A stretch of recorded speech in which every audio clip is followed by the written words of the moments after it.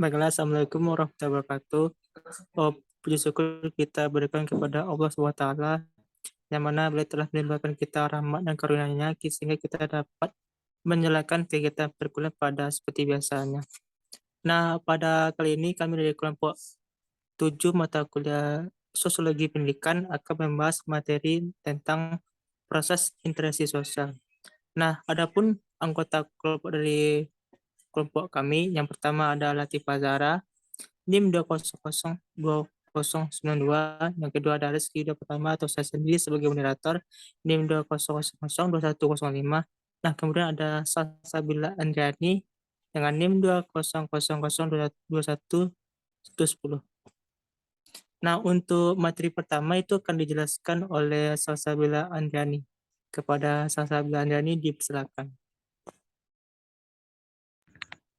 Baik, terima kasih moderator. Saya akan menjelaskan materi yang pertama, yaitu mengenai pengertian interaksi sosial. Interaksi sosial dapat diartikan sebagai sebuah hubungan sosial yang dinamis. Hubungan sosial yang dimaksud dapat berupa hubungan antar individu satu dengan individu yang lain, dan juga antar kelompok yang satu dengan kelompok yang lainnya, maupun antara kelompok dengan individu. Dalam interaksi juga terdapat simbol, di mana simbol diartikan sebagai sesuatu yang dinilai atau maknanya diberikan kepadanya oleh mereka yang menggunakannya. Interaksi sosial dapat terjadi bila antara dua individu atau kelompok terdapat kontak sosial dan komunikasi. Kontak sosial merupakan tahap pertama dari terjadinya hubungan sosial Dan komunikasi merupakan penyampaian suatu informasi dan pemberian tafsiran dan reaksi terhadap informasi yang disampaikan. Interaksi sosial memiliki aturan, dan aturan itu dapat dilihat melalui dimensi ruang dan dimensi waktu. Menurut Robert T. Hall dan definisi situasi dari W.I. Thomas, Hal membagi ruangan dalam interaksi sosial menjadi 4 batasan jarak, yaitu jarak intim, jarak pribadi, jarak sosial, dan jarak publik. Selain aturan mengenai ruang, Hal juga menjelaskan aturan mengenai waktu. Pada dimensi waktu ini terlihat adanya batasan toleransi waktu yang dapat mempengaruhi bentuk dari sebuah interaksi. Aturan yang terakhir adalah dimensi situasi yang dikemukakan oleh W.I. Thomas. Definisi situasi merupakan penafsiran seseorang sebelum memberikan reaksi. Materi yang kedua yaitu mengenai syarat-syarat terjadinya interaksi sosial. Suatu interaksi sosial tidak akan mungkin terjadi apabila tidak memenuhi dua syarat. Menurut Sujono Sukanto, yaitu syarat yang pertama adalah kontak sosial dan yang kedua adanya komunikasi. Yang pertama, kontak sosial. Kontak sosial berasal dari bahasa Latin, con atau kam yang berarti bersama-sama, dan tengo yang berarti menyentuh. Jadi secara harfiah, kontak adalah bersama-sama menyentuh. Secara fisik, kontak baru terjadi apabila terjadi hubungan badaniah. Sebagai gejala sosial itu tidak perlu berarti suatu hubungan badaniah. Karena orang dapat mengadakan hubungan tanpa harus menyentuh, seperti misalnya dengan cara berbicara dengan orang yang bersangkutan. Kontak sosial dapat berlangsung dalam 3 bentuk, yaitu yang pertama antara orang per orangan. Kontak sosial ini adalah apabila anak kecil mempelajari kebiasaan-kebiasaan yang terjadi di dalam keluarganya. Yang kedua, antara orang per orangan dengan suatu kelompok manusia atau sebaliknya. Kontak sosial ini misalnya adalah apabila seseorang merasakan bahwa tindakan-tindakannya berlawanan dengan norma-norma masyarakat. Dan yang ketiga, antara suatu kelompok manusia dengan kelompok manusia lainnya. Umpannya adalah dua partai politik yang bekerja sama untuk mengalahkan partai politik lainnya. Lalu syarat yang kedua yaitu komunikasi. Komunikasi adalah bahwa seseorang yang memberi tafsiran kepada orang lain, dalam artian yang berwujud pembicaraan, gerak-gerak badaniah atau sikap, perasaan-perasaan apa yang ingin disampaikan oleh orang tersebut. Orang yang bersangkutan kemudian memberi reaksi terhadap perasaan yang ingin disampaikan. Dengan adanya komunikasi, sikap, dan perasaan, kelompok dapat diketahui oleh kelompok lain maupun oleh orang lain. Dengan demikian, komunikasi memungkinkan kerjasama antar perorangan atau antar kelompok. Tetapi di samping itu, komunikasi juga bisa menghasilkan pertikaian yang terjadi karena salah paham antar masing-masing atau antar masing-masing tersebut tidak mau mengalah. Sekian materi yang dapat saya sampaikan. Saya kembalikan kepada moderator. Oke, baiklah. Terima kasih kepada Salsa Beladani yang telah menjelaskan kita mengenai pengertian kemudian syarat sebuah interaksi sosial. Nah, mungkin untuk materi selanjutnya akan saya lanjutkan. Next.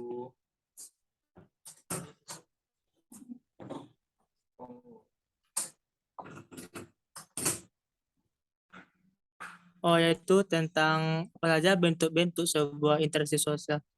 Nah, yang pertama itu ada sebuah proses asosiatif atau proses of association. Nah, adapun bentuk sosial dalam proses asosiatif ini, yang pertama ada sebuah hubungan kerjasama atau cooperation. Nah, kerjasama yang dimaksud di sini adalah sebagai suatu usaha yang bersama-sama dilakukan antar perorangan atau sebuah kelompok manusia untuk mencapai sesuatu atau beberapa tujuan bersama. Nah, yang kedua ada namanya akomodarasi. Nah, menurut Gillen mengatakan bahwa akomodasi merupakan sebuah pengertian digunakan oleh para sosiolog untuk menggambarkan sebuah proses dalam hubungan sosial yang sama. Next.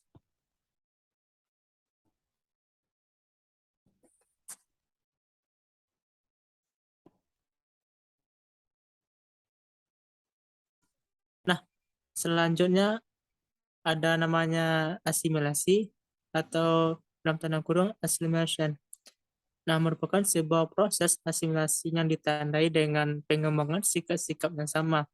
Walau mungkin kadang-kadang yang mungkin bersifat emosional dengan tujuan untuk mencapai sebuah kesatuan atau paling tidak sedikitnya dapat mencapai integrasi dalam organisasi pikiran dan tindakan. Next.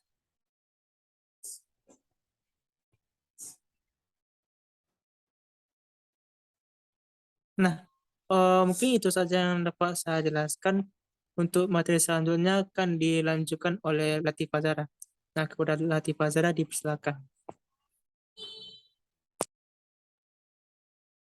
Baik, saya akan melanjutkan materi tentang bentuk interaksi sosial. Bagian keduanya yaitu proses disosiatif. Proses disosiatif sering disebut sebagai opsional proses. Persis halnya dengan kerjasama dapat ditemukan pada setiap masyarakat, walaupun bentuk dan arahnya ditentukan oleh kebudayaan dan sistem sosial masyarakat bersangkutan. Opsisi dapat diartikan sebagai cara berjuang melawan seseorang atau sekelompok manusia untuk mencapai tujuan tertentu. Terbatasnya makanan, tempat tinggal, serta lain-lain faktor telah melahirkan beberapa bentuk kerjasama dan obsesi. Pola-pola obsesi tersebut dinamakan juga sebagai perjuangan untuk tetap hidup atau struggle for existence. Dijelaskan bahwa pengertian struggle for existence juga dipakai untuk menunjukkan kepada suatu keadaan di mana manusia yang satu tergantung pada kehidupan manusia yang lainnya. Proses disosiatif ini dibagi beberapa macam. Yang pertama itu persaingan atau competition adalah suatu proses sosial di mana individu atau kelompok manusia yang bersaing sebelumnya adalah suatu proses sosial di mana individu atau kelompok-kelompok manusia yang bersaing mencari keuntungan melalui bidang-bidang kehidupan yang pada suatu masa tertentu menjadi pusat perhatian umum, baik perseorangan maupun suatu kelompok manusia dengan cara menarik perhatian publik atau dengan mempertajamkan prasangka yang telah ada tanpa mempergunakan ancaman dan kekerasan. Ada beberapa bentuk dari persaingan, yang mana diantaranya itu persaingan ekonomi. Persaingan ekonomi ini timbul dikarenakan terbatasnya persediaan apabila dibandingkan dengan jumlah konsumen. Yang kedua, persaingan kebudayaan. Menyangkut persaingan kebudayaan, keagamaan, lembaga kemasyarakatan, serta seperti pendidikan dan sebagainya. Persaingan yang ketiga yaitu persaingan tentang kedudukan dan peranan. Di dalam diri seseorang maupun di dalam kelompok terdapat keinginan-keinginan untuk diakui sebagai orang atau kelompok yang mempunyai kedudukan serta peranan yang terpandang. Yang keempat yaitu persaingan ras. Perbedaan ras baik mereka karena perbedaan warna kulit, bentuk tubuh, maupun corak rambut dan sebagainya hanya merupakan suatu perlambang kesadaran dan sikap atas perbedaan-perbedaan dalam kebudayaan. Yang selanjutnya yaitu kontravensi. Kontravensi pada hakikatnya merupakan suatu bentuk proses sosial yang berbeda antara persaingan dan pertentangan pertikaian.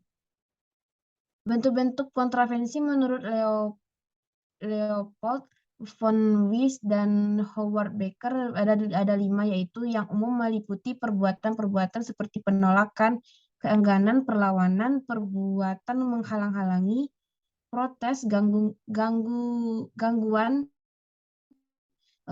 perbuatan kekerasan, dan mengacaukan rencana pihak lain. Yang kedua itu yang sederhana seperti menyangkal pernyataan orang lain di depan umum, memaki melalui selembaran surat, mencerca, memfitnah, dan lain sebagainya. Yang ketiga itu yang intensif, mencakup penghasutan, menyebarkan desas-desus, dan mengecewakan pihak lain. Yang keempat yaitu yang rahasia, seperti mengumumkan rahasia pihak lain, perbuatan khianat. Yang kelima yaitu yang taktis, misalnya mengejutkan lawan, mengganggu atau membingungkan pihak lain seperti dalam kampanye parpol dalam pemilihan umum. Tipe-tipe dari kontravensi ini menurut von Wies dan Becker terdapat 3 tipe umum kontravensi, yaitu kontravensi generasi masyarakat, 9 bentokan antara generasi muda dengan generasi tua karena perbedaan latar belakang pendidikan, usia, dan pengalaman. Yang ketiga dari kontravensi ini yaitu pertentangan yang ketiga dari proses tadi yaitu pertentangan dan pertikaian atau konflik. Pertentangan atau pertikaian adalah suatu proses sosial di mana individu atau kelompok berusaha memenuhi ketujuannya dengan jalan menentang pihak lawan dengan ancaman atau kekerasan. Materi selanjutnya yaitu tentang jenis-jenis interaksi sosial. Selanjutnya. Dalam jenis-jenis interaksi sosial terdapat 3 macam, yaitu interaksi antara individu dan individu. Pada saat 2 individu bertemu, interaksi sosial sudah mulai terjadi, walaupun kedua individu itu tidak melakukan kegiatan apa-apa. Namun sebenarnya interaksi sosial telah terjadi apabila masing-masing pihak sadar akan adanya pihak lain yang menyebabkan perubahan dalam diri masing-masing.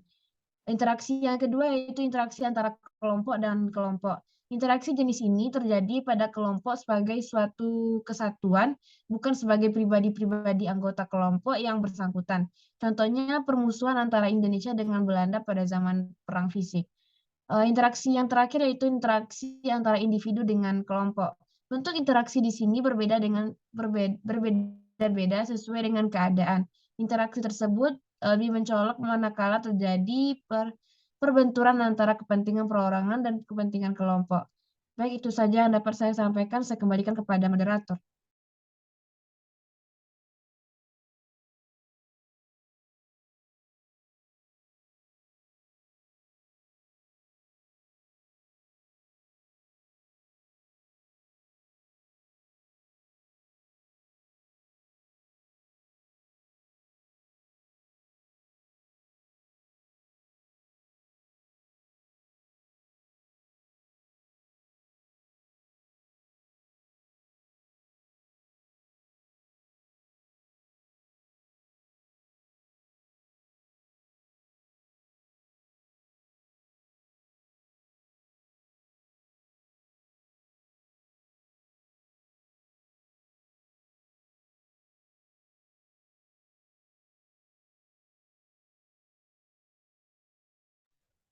Baik, mungkin moderator sedikit mengalami gangguan jaringan.